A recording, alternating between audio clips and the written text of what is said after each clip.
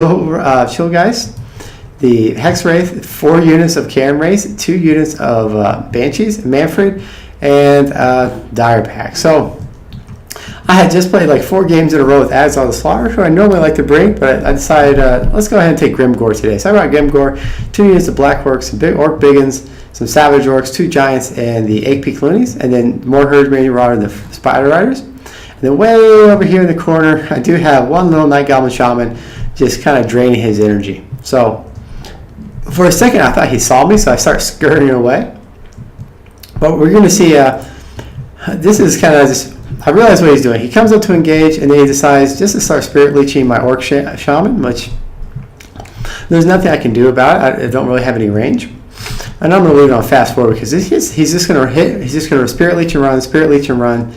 And over here I realize that he's just going to catch my my mobile mobile archers. I'm just going to try to run them in here. He is going to catch 1 group of them, and I'm just going to try to spam orders. So you can see me just spamming orders there. You get them out. I'm sending my troops up and around and try to stop them. But right here, this is where I make a mistake. So I did not realize that my group had changed, and somehow the Orc Shaman got stuck in the back. So you're going to see that he's exposed. So I give him orders to come up here to the battle line. I start moving everyone forward, but once again, the group kind of just messed me up. So he's going to send in these Dire Wolves, and I haven't even gotten a single spell off yet. And then I didn't see what happened because I thought he was safely in my lines, so I wasn't worried about these Dire Pack. And then you can see it's too late. The Orc Shaman's already gone, and I realized it's too late, so I'm just going to push up and out. So he just keeps coming in and out, keeps doing Spirit Leeching. So it feels like, kind of almost like when this game first came out. So now I have to make a decision. So I decided there's no point in trying to chase any of that. Let's just come down the center, and let's just get what we can get a hold of and leave a little bit in reserve. So I send the 8 Peak Loonies over here to tie them up. I have the Black Orcs over here on this side just to kind of hold up that flank. And then over here, you're actually going to see that the Savage Orcs are actually going to trade decently well with these Karen Wraiths. We can go ahead and hit play now. Savage Orcs are going to actually trade okay because their melee attack is 48, and they also have kind of immune, but the Karen Wraith is only 18. So they're just, and they only have 24 defense. So they're actually, they're hit point for hit points, and 800 versus 850. The Savage Orcs are actually doing okay. Meanwhile, he's over here. He's trying to send in the Dire Wolves to my pack. That's why I left this 1 group of Savage Orcs in the back to go provide support. So he gets into the Spider Riders, but these Savage Orcs are going to make quick work of it. Because as you can see, I've been focusing on Manfred the entire time, and he's already down to half life. And he just can't really cast any more spells. I do think he gets 1 more Spirit Leech on Grimgore, which, yeah, he gets that Spirit Leech off on Grimgore. They start collapsing that line. Had I brought Azal like I normally do, I would have won that Spirit Leech battle just because of that little guy way over here in the corner. He just allows you to win any kind of Spirit Leech battle, unless he really goes all out and brings multiple vampires. So, getting back down to the line, a poor exchange for me. But the Black Orcs aren't able to push off the Karen Wraiths, and my Giants just can't get the work done that they need to get done.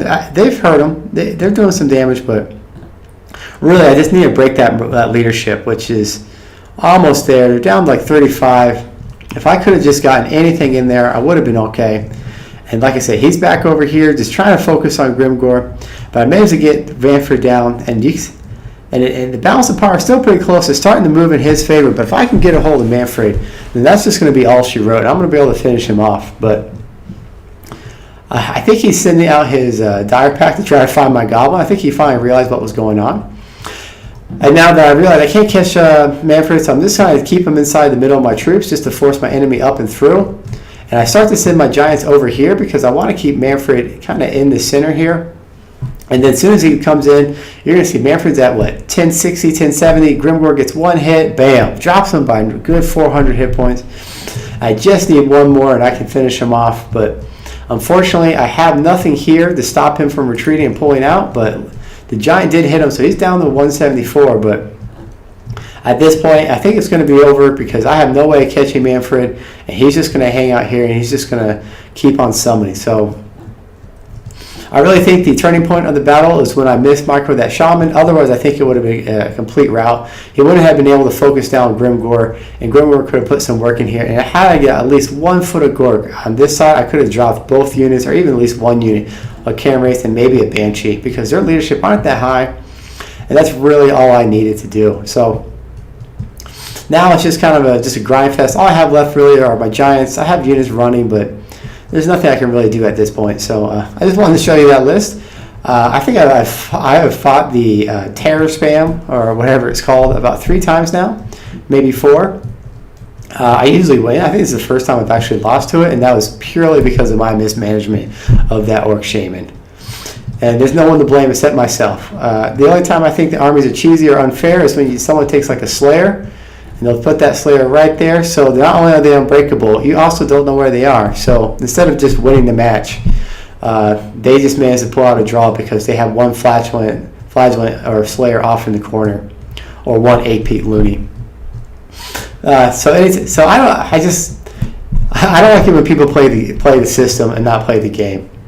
So let's take a little look here at the battle, and we'll see how we did here. So you can see not a great performance out of his Karen race. For me, I got an okay performance. The Orc Biggins didn't really get to do much, but an okay performance. Like I said, had I just had this one Orc Shaman able to step on any one of these units and get it off the field, it would have been a completely different story.